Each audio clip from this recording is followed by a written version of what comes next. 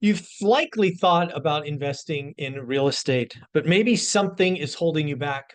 Maybe you have fears of getting sued. You have fears of losing money. Well, I've been in real estate investing now for 20 plus years. I thought what I would do is just run through a list of all the good, bad, and the ugly, focusing today simply on the ugly. Folks, if you want to know the negative underbelly, you want to hear the crazy stories of what happens when you are being a landlord, well, I'm going to give it to you. We're going to give you the raw, kind of unedited view of things that have happened to us over the last 20 plus years. So I've thought long and hard about what has been the worst thing that has happened to us over the last 20 years. And it's not even close. This happened to us about 12, maybe 13 or 14 years ago. We got a call from our property manager indicating that there had been a murder suicide in one of our units. This unit happened to be in Clovis. It happened to be one of our nicer units. And, I never obviously got the full story, but the husband was not happy about something, took it out on his lovely wife, and then took his own life. Getting a phone call like that, having the police on site, just feeling that emotion, not good. That was by far the worst day of being a landlord. Now, of course, we didn't have any liability from that tragic accident, but that doesn't matter. That doesn't matter. That was a horrible day where two people lost their life. Now, as an owner, what happens when that tragedy occurs? Well, first and foremost, your property likely appears in the local newspaper, is probably on TV because there's lots of reporters running around. Then you have to get in specialists involved to clean up the mess, the biohazard team. Then you have to clean up the aftermath of that. Then you have to re-rent the property. And oh, by the way, you must disclose what transpired likely 6, 8, 10 weeks ago. So again, we it was that was by far the worst day. Speaking of death, we've been investing for 20 plus years. We've likely had thousands and thousands of tenants. I don't know the exact number, but I would guesstimate that we have probably had 3 to 4 deaths, natural causes, on our properties. And we've probably lost 15 tenants have just passed. Again, many of those in hospitals or elsewhere. So again, if you're going to be in this business for this long, you will unfortunately suffer some pretty tragic things that really pull at the heartstrings. Death being the one that just I can still remember that phone call from our property manager. I can still remember the pictures of that. So again, my worst day, 20 plus years, murder, suicide. But again, deaths will occur, natural causes. People get older, right? It happens. Another tragic day that unfortunately happened over our career of investing is we were buying foreclosure properties. These foreclosure properties, if you don't remember, were often vacant for months. Some of these properties were vacant for a year. And unfortunately, this is just horrible. This sucks. This sucks.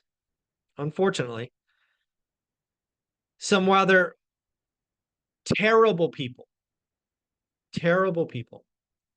locked their animals, their pets, in the house, many of them locking them in the bathrooms. And you know what happens when something is locked up for months or years. Not fun, not okay. Horrible, horrible, horrible. Karma is coming for people that choose to do that. So again, we've seen some pretty horrible things that have occurred over the last 20 years, but we are not done. We have been sued. We have been sued for some unusual things. How about this one? We were once sued for a dog bite that did not occur on our property,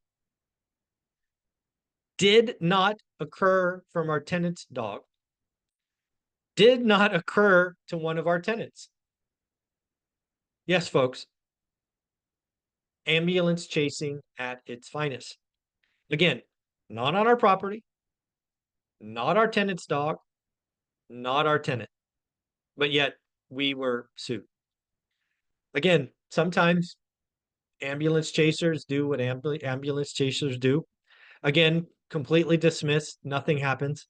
But again, it is going to happen.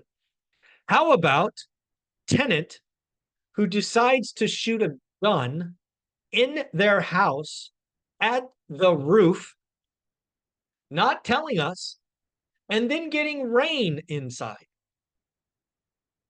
Yes, folks, we were sued by a tenant for damages because of several gunshot holes in the roof. Yes, again, you will be sued if you're in this game long enough. All right, how about some insurance claims? Man, we're just getting started. Bad things are going to happen. Well, I remember the first day when we got a call from our property manager that one of our houses was on fire and likely a total loss. It was beyond scary. However, that is why you have insurance. And what happened next? Called the insurance company, filed a claim, connected the insurance company with the property manager, and it was like 4 weeks later, we got a check for the loss. We got lost rent. We scraped the building and sold the lot. Now, over the years, we've had, I think, 3 different fires. A couple of them we did that. We scraped the house, sold the lot. Some of them we've actually gone through the remodel process. Again, it is going to happen. That is why you have insurance. Don't be underinsured. Oh, by the way, folks, back to being sued, please get an umbrella policy. Please get an umbrella policy.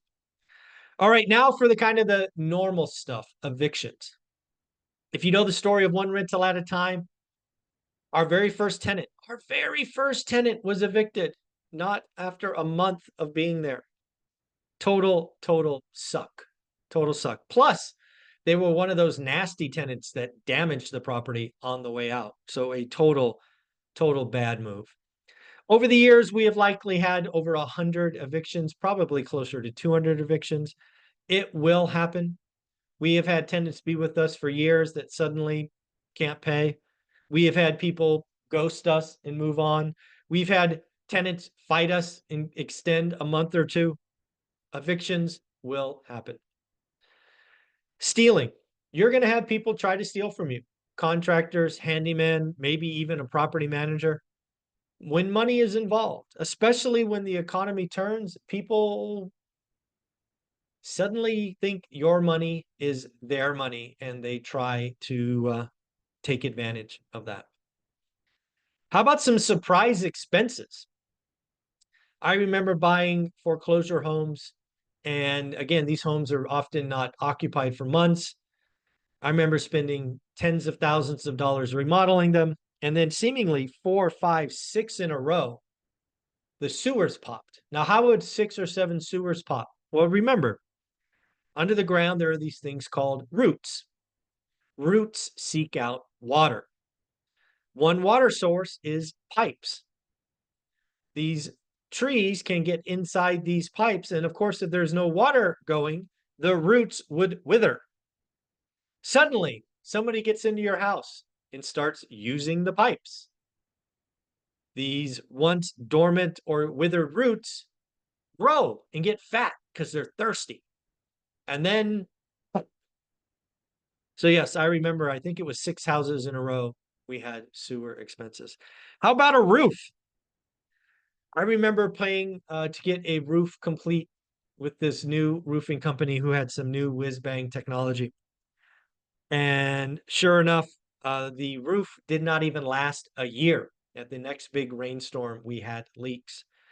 We went ahead and filed a claim, a warranty claim against this roofer who suddenly had to declare bankruptcy because his whiz-bang technology didn't work, and we were not the only failed roof.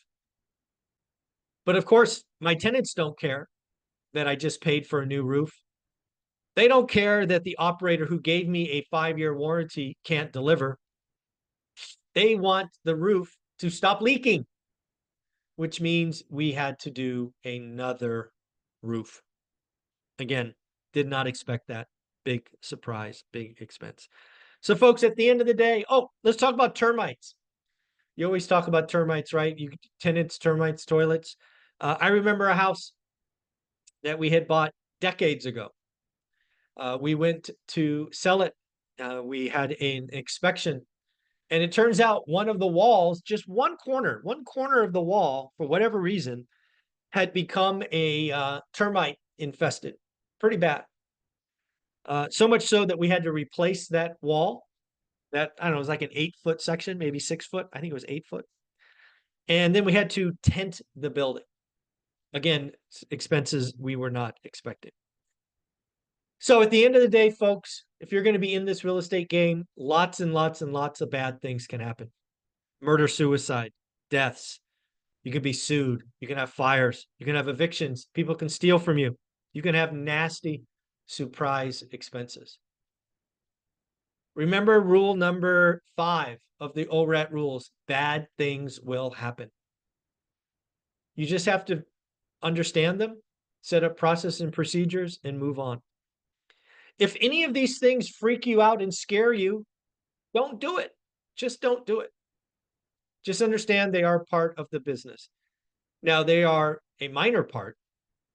Even this long list, we likely have 1 or 2 of these negative things outside of evictions that occur in a given year or a given 2 years. It's not like these occur every month, every quarter, or every year.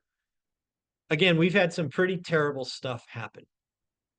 But investing in real estate, cash flow real estate, fixed rate debt is still the best way to get wealthy. Inflation's a feature, not a bug. You only need 4. Again, it is all worth it. So folks, again, a lot of people talk about all the good stuff. I thought I would do a video about the bad stuff. There you go. That is my story. That is a rundown, a quick rundown, a raw rundown just of all the bad things that have happened. Hope you appreciate that. Take care. Later.